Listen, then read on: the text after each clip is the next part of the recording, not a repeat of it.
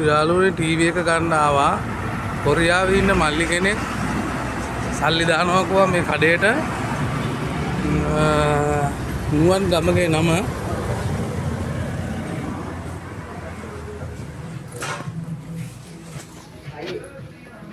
බලාගන්න මේ තියෙන්නේ බ්‍රැකට් එකක් හම්බ වෙනවා. හරිද? ටීවී බ්‍රැකට් එක. බ්‍රැකට් එකක් මගේ තියෙනවා.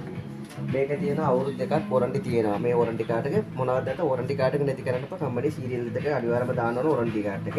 වොරන්ටි අවුරුදු දෙකක් තියෙනවා. ඊට අමතරව තියෙනවා ඔයාලට රිමෝට් එකක් බැටරියයි ආය හම්බන වයර් කෝඩ් එක. මේ තියෙන්නේ නිකන් ස්ටෑන්ඩ් එකක් හම්බ වෙනවා. ඔයාලට මේකට නිකන් සංගවලා තියෙන මේ සෝඩේ සංගවලා තියෙන ස්ටෑන්ඩ් එක තමයි මේක. හරිද? මම ඉස්සෙල්ලාම ඩීවී ඕන් කරලා බලමු.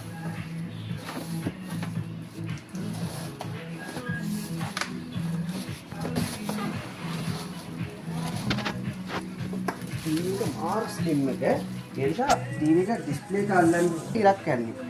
ඒ නිසා ඩිස්ප්ලේ ගියාම කැමති වෙලාද නිකම්ම ඩිස්ප්ලේ කවුන්ට් එක කියලා අපිට හොයාගන්න පුළුවන්.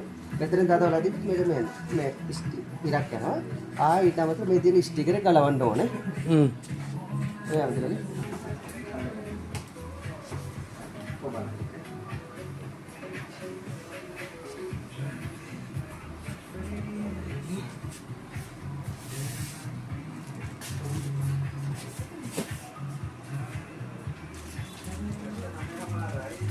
මේක තියෙන සෝස් බටන් එක ඔබන්නේ.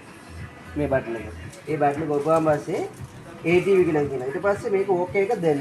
ඕකේ දුන්න ගමන් නෝ සිග්නල් කියලා වැටෙනවා. ඊට පස්සේ මෙතන තියෙන මෙනු කියලා. මේ මෙනු එක ඔබුවා පස්සේ පල්ලෙහාට එන්න ඕනේ channel කියන එක.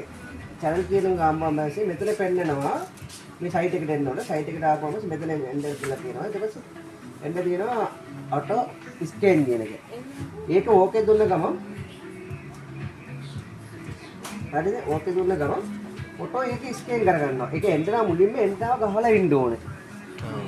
එන්ටර් ගහලා ඉන්න ඕනේ. ඊට පස්සේ එයා ඩියුම් කරලා channel එක අල්ලනවා. ඉතින් මෙතන මම ඩියුම් කරාට මේක එන්ටර් ගහලා නෙනේ. මේක අහුවන්නේ. එහෙම තමයි කරන්ට් තියෙන්නේ. අවුරුදු දෙකක් වොරන්ටි තියෙනවා. මොනවා හරි මේක දෝෂයක්. මොනවා විකම්මනවා මේ වුණුත් එම කම්පැනි එක වහකින්ම අවුරුදු දෙකක් වලට වෙනවා. නමුත් බැට්ලා කැටලා ඩිස්ප්ලේ එක අපේ අතේ